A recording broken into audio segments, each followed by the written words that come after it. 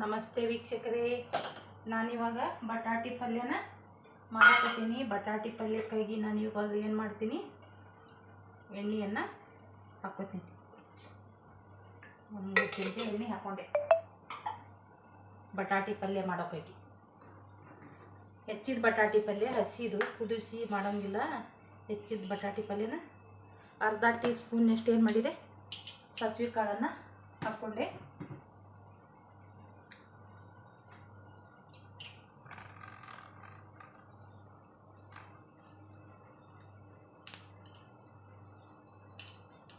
ಸಾಸಿವೆ ಕಾಳು ಚಟ ಅಂದು ಇದು ಕರಿಬೇವು, ಕೊತ್ತಂಬರಿ, ಉಳ್ಳಾಗಡ್ಡಿ, ಟೊಮೆಟೊ ಹಣ್ಣು ನಾನು ಹೆಚ್ಚಿಟ್ಕೊಂಡೀನಿ.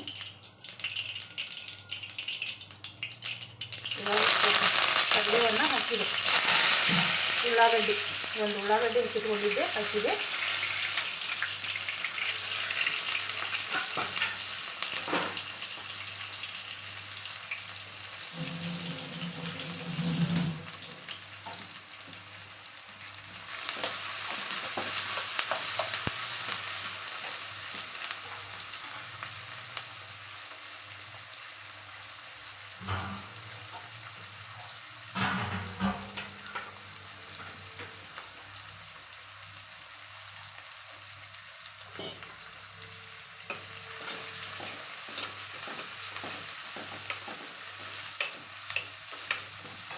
ಇವಾಗ ನಾನು 1 ಟೊಮೆಟೊ ಹಣ್ಣು ಹೆಚ್ಚಿಟ್ಕೊಂಡೀನಿ, ಹಾಕ್ತೀನಿ.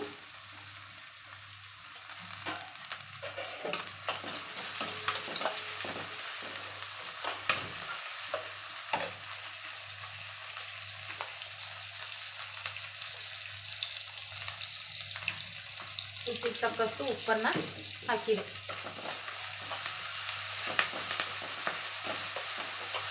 ಉಪ್ಪು ಹಾಕೋದ್ರಿಂದ ಉಳ್ಳಾಗಡ್ಡಿ, ಟೊಮೆಟೊ ಹಣ್ಣು ಲಘುನ ಸ್ವಲ್ಪ ಬ್ಯಾನ್ ಬರ್ತಾವೆ.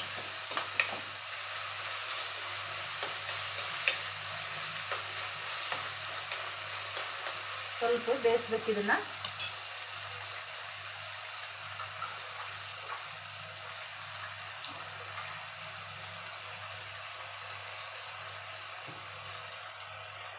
ಅರ್ಧ ಟೀ ಸ್ಪೂನ್ನಷ್ಟು ಅರಿಶಿನ ಪುಡಿನ ಹಾಕ್ತೀನಿ.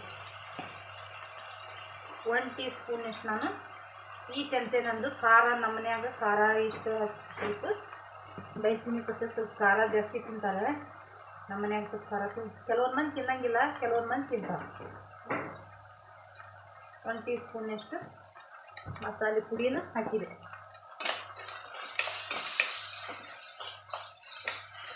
ಈ ಬಟಾಟಿ ಪಲ್ಯಕ್ಕೆ ಸ್ವಲ್ಪ ಖಾರ ಆಗಬೇಕು, ಅಂದ್ರೆ ರುಚಿ ಆಕೈತಿ. ಇವಾಗ ನಾನೇನು ಮಾಡ್ತೀನಿ, ಹೆಚ್ಚಿಟ್ಕೊಂಡಂಥ ಬಟಾಟಿಯನ್ನು ಇದಕ್ಕೆ ಹಾಕ್ತೀನಿ.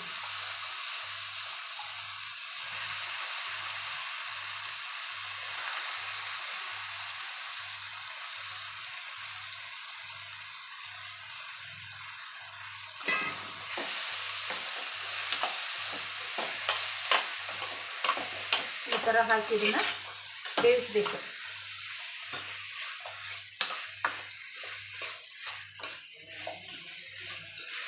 ಇದು ಒಂದು ಸ್ವಲ್ಪ ಟೇಸ್ಟ್ ಬರ್ತೈತಿ, ರುಚಿ ಬರ್ತೈತಿ. ಇದು ಕುದಿಸಿ ಪಲ್ಯ ಮಾಡ್ತೇವಲ್ಲ, ಅದಕ್ಕಿಂತ ಇದು ರುಚಿ ಬರ್ತೈತಿ. ಯಾಕಂತಂದ್ರೆ ಅದು ಆಲೂಗಡ್ಡೆ ಬಟಾಟಿನೂ ಕುದಿಸ್ಕೊಂಡು ಬಿಟ್ಟಿರ್ತೇವಲ್ಲ, ನೀರಿನಾಗೆಲ್ಲ ಹೋಗ್ಬಿಟ್ಟಿರ್ತೈತಿ ಅದು ಕುದ್ದದ್ರ ಸತ್ವ.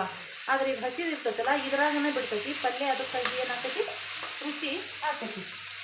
ಅದಕ್ಕೆ ಹಸಿ ಬಟಾಟಿ ಪಲ್ಯನ ನಾನು ಜಾಸ್ತಿ ಮಾಡ್ತೀನಿ. ಈಗ ಹೆಚ್ಚಿಟ್ಟಂತ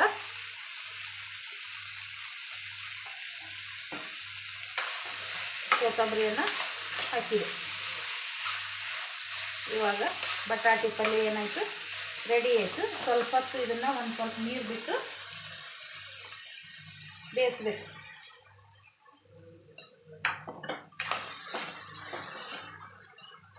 ಈ ಥರ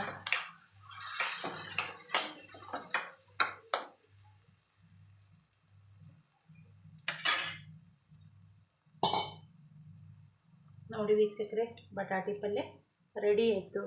ಸಬ್ಸ್ಕ್ರೈಬ್ ಮಾಡಿ ವೀಕ್ಷಕರೇ.